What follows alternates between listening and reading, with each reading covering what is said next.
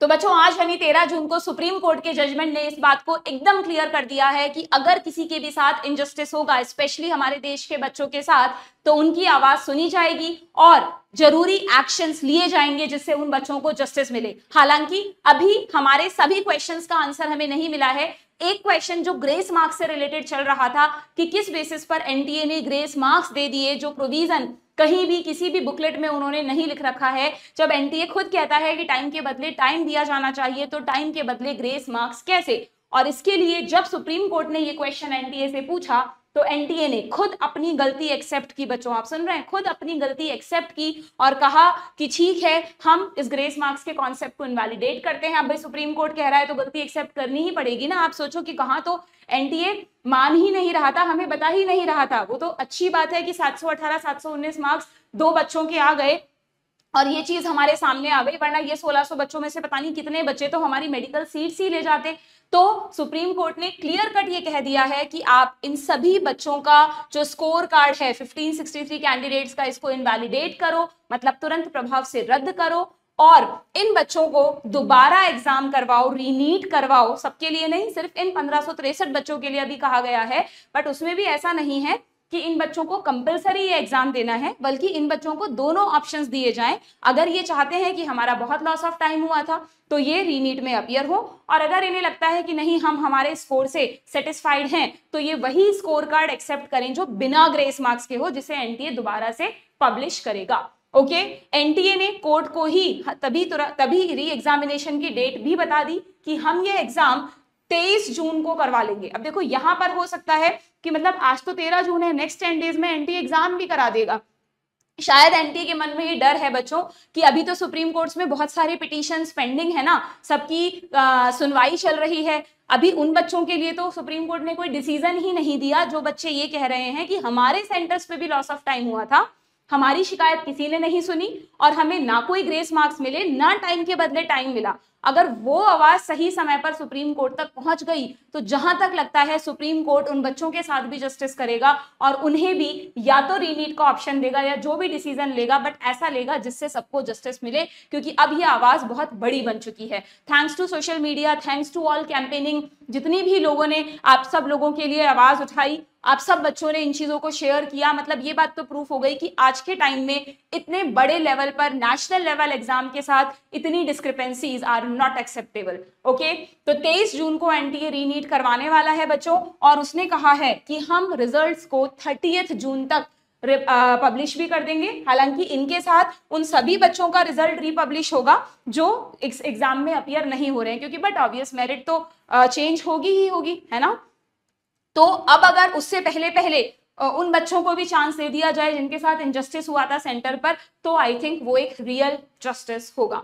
तो इस पूरे जजमेंट से हमने क्या कंक्लूड किया, एक बार ब्रीफली देख लेते हैं कि क्या क्या प्रॉब्लम्स हैं जो सॉल्व हो गई और क्या प्रॉब्लम्स हैं जो अभी भी पेंडिंग है। सबसे पहली जो सबसे बड़ी प्रॉब्लम थी बच्चों, now it is sorted out. जो हम बार बार कह रहे थे कि ग्रेस मार्क्स आप नहीं दे सकते, तो यह सुप्रीम कोर्ट ने भी मान लिया, एनटीए ने भी अपनी गलती मान ली और कह दिया कि ठीक है, इन 1563 बच्चों के पास अब दो ऑप्शन है, या तो ये रीनीट में अपीयर हो जो नेक्स्ट 10 डेज में होने वाला है 23 जून को, रिजल्ट आ जाएगा 30 जून को, या फिर इन्हें ऑप्शन दिया गया है कि अगर आप नहीं चाहते तो आप बिना ग्रेस मार्क्स के जो भी आपका स्कोर कार्ड था उसे एक्सेप्ट कर लें। बहुत अच्छी बात है भाई।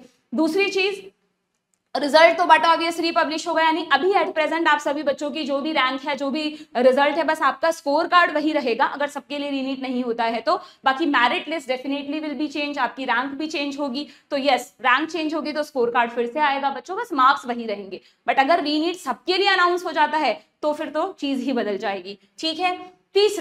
तीसरी इंपॉर्टेंट बात, सुप्रीम कोर्ट ने अगेन ये कहा है बच्चों कि हम काउंसलिंग पर अभी कोई स्टे नहीं लगाएंगे। ऐसा इसलिए क्योंकि काउंसलिंग एक्चुअली ना आपकी 6 जुलाई से स्टार्ट होने वाली है, अगर हम ऑल इंडिया काउंसलिंग की बात करें टेंटेटिवली। ठीक है।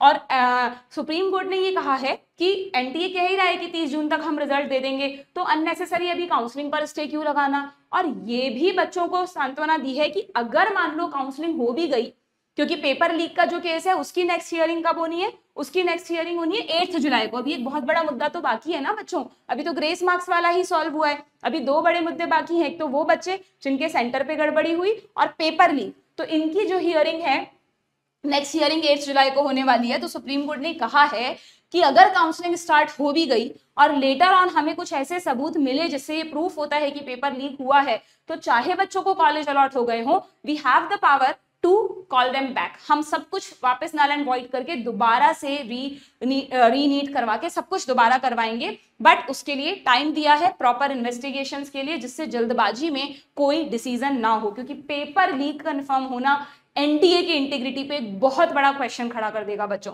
ठीक है, हालांकि अभी तक जो चीजें हो रही है उनसे भी अब हमें एनटीए पे कोई खास यकीन रहा नहीं है। यू नो, पहले ही आप लोग उसे नेवर ट्रस्ट एजेंसी बोलते हैं, अब तो पता नहीं आप लोगों ने क्या क्या नामकरण उसके कर दिए होंगे। ठीक है, तो ये 3 चीजें मैंने आपको बताई जो अब क्लियर हो गई हैं। लेफ्ट क्वेश्चंस जो अभी भी हमें है कि भाई इन क्वेश्चंस का क्या होगा, उसमें पहली चीज उन बच्चों का जिन बच्चों के साथ सेंटर पे लॉस ऑफ टाइम हुआ था, ना उन्हें टाइम के बदले टाइम मिला, ना टाइम के बदले ग्रेस मार्क्स। ठीक है, दूसरा ऑप्शन, दूसरा क्वेश्चन, एनटीए ने खुद ये एग्री किया है कि यस, जो ग्रेस मार्क्स का कॉन्सेप्ट हमने लगाया वो गलत था। तो क्या एनटीए ट्रांसपेरेंट है, जिसने खुद ही एक्सेप्ट नहीं किया था?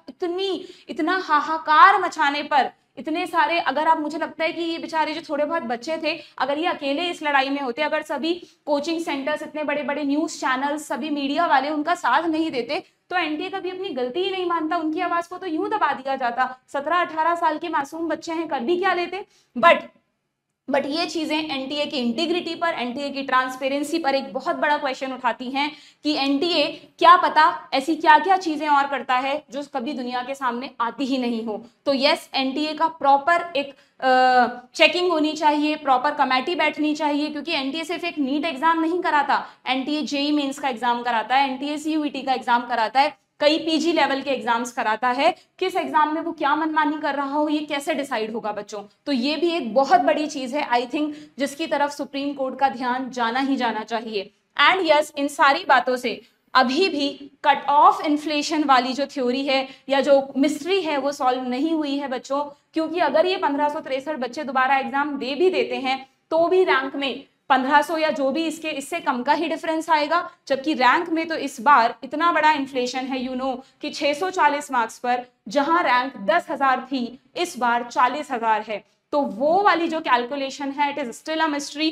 होपफुली एक ही होप अब हमें है कि जो पिटीशंस पेंडिंग है, जो पीआईएल सुप्रीम कोर्ट में पेंडिंग है, उनमें कुछ अच्छे लॉयर्स इस चीज को प्रॉपर्ली कोर्ट के सामने रिप्रेजेंट करें, कोर्ट इस चीज को समझे और बच्चों के फेवर में कोई डिसीजन दे कि पहली बात, पेपर का जो लेवल है वो इतना ज्यादा डिग्रेड नहीं होना चाहिए। अगर एनटीए कहता है तो इतना ज्यादा डिग्रेड नहीं होना चाहिए कि एक ही साल में कट ऑफ इतना ऊपर पहुंच जाए, ऐसे तो स्टैंडर्ड्स ही कैसे डिसाइड होंगे।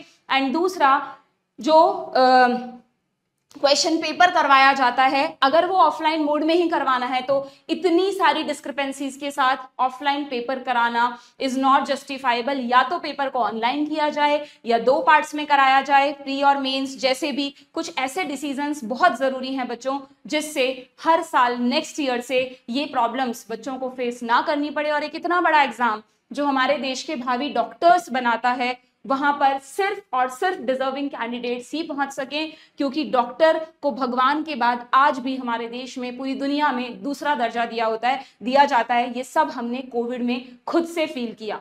तो इतना डिजर्विंग जो ओहदा है, इतना डिजर्विंग जो पोस्ट है, वहां पर सिर्फ एलिजिबल कैंडिडेट पहुंचे। होपफुली सुप्रीम कोर्ट इस चीज से रिलेटेड जस्टिस हम सभी को दे।